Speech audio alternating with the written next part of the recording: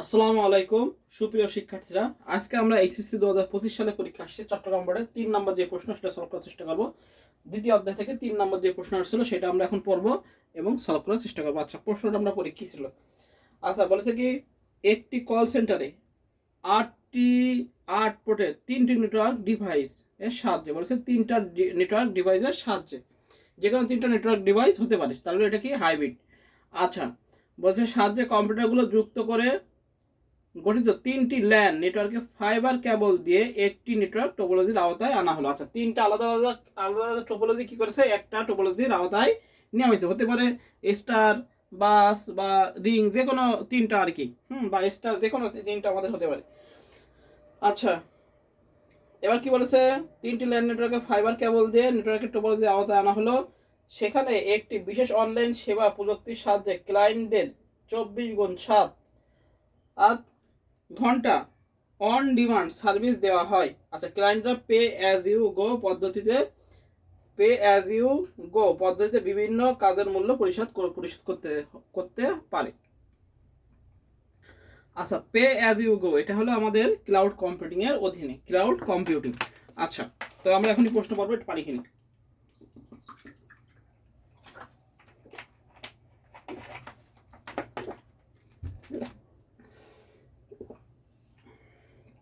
আচ্ছা, ক নম্বর প্রশ্ন আছে এনআইসি কি। এনআইসি এটা আমি আগের বোর্ডেও লিখছি, অনেকগুলো পরীক্ষায় আসছে। এনআইসি হলো নেটওয়ার্ক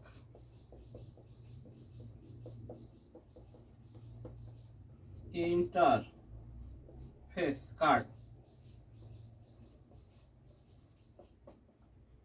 হলো একটি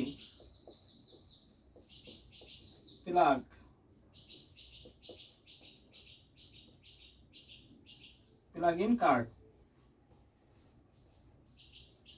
যা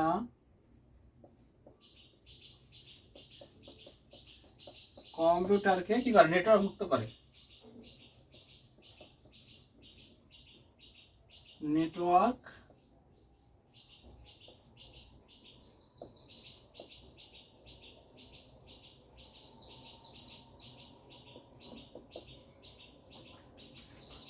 আচ্ছা, এনআইসি কি, নেটওয়ার্ক ইন্টারফেস কার্ড।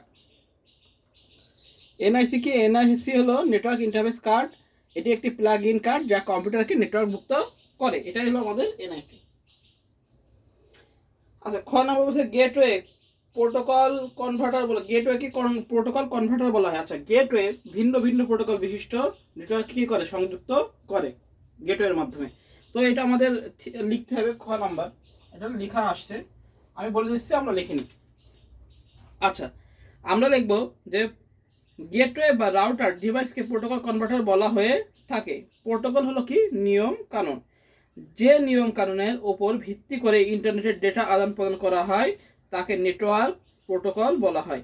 গেটওয়ে একই ধরনের ভিন্ন প্রোটোকল বিশিষ্ট একাধিক নেটওয়ার্কের মধ্যে ডেটা আদান প্রদান করার সুযোগ করে দেয়, অর্থাৎ এটি মূলত একটি নেটওয়ার্ক কানেক্টিভিটি ডিভাইস। এবার লিখে দেবো, এতে আমাদের দুইয়ের ভিতরে দুই হয়ে যাবে, যেহেতু বলে দিচ্ছে গেটওয়ে, সেহেতু আমাদের গেটওয়ে সম্পর্কে লিখে দিলেই হয়ে যাবে।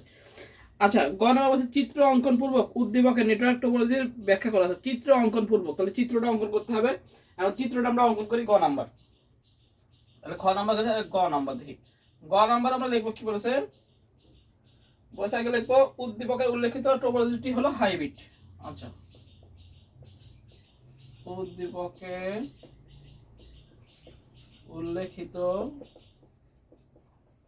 টোপোলজি হলো হাইব্রিড টোপোলজি।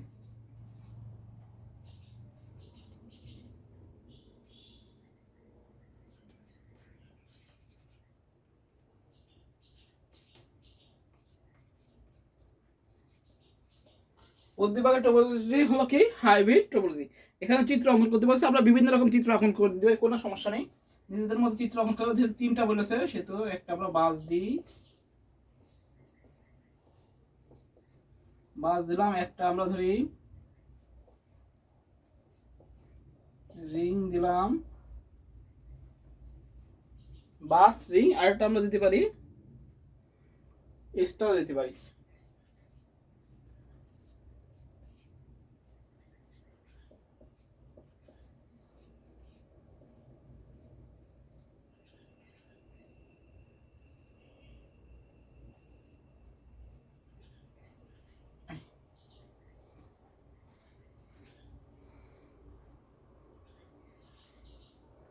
এই চিত্রটা আমরা আঁকে দেবো পরীক্ষার সময়।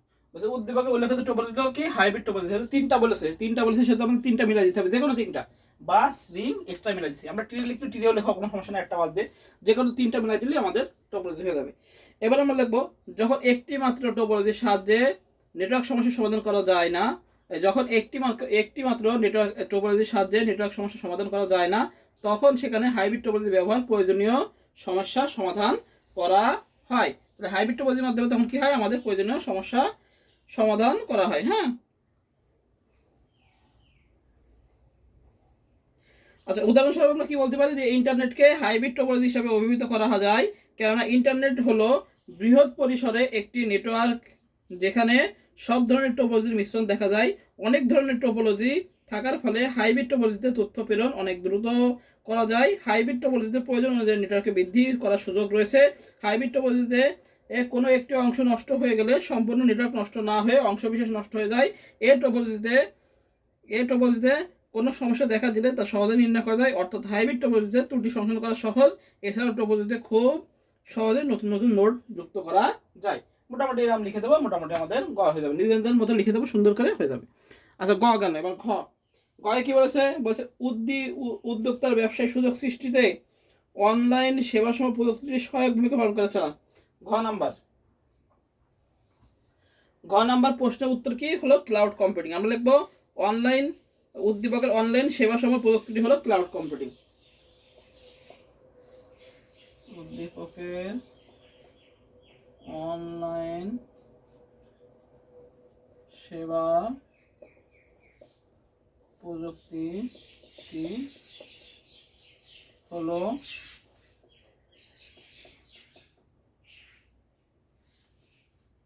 ক্লাউড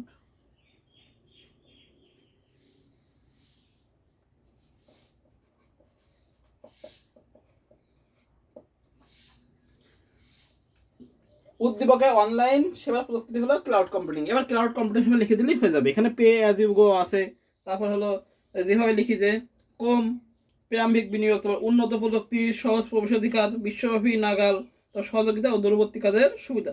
মোটামুটি এগুলো দিয়ে আমরা লিখে দেবো। হ্যাঁ,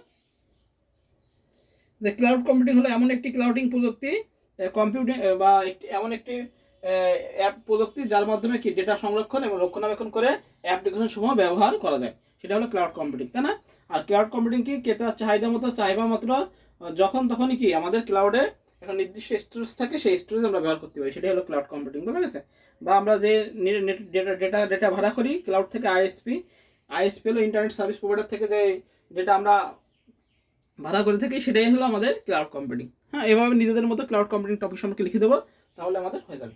হ্যাঁ, এবার ক্লাউড কম্পিউটিং সম্পর্কে সুন্দর করে লিখে দেবো কি সুবিধা অসুবিধা, তাহলে আমাদের হয়ে যাবে। তাহলে এই হলো আমাদের চট্টগ্রাম বোর্ড 2025 সালে 3 নম্বর সলভ। সবাই ভালো থাকবে, সুস্থ থাকবে, সবাইকে আসসালামু আলাইকুম।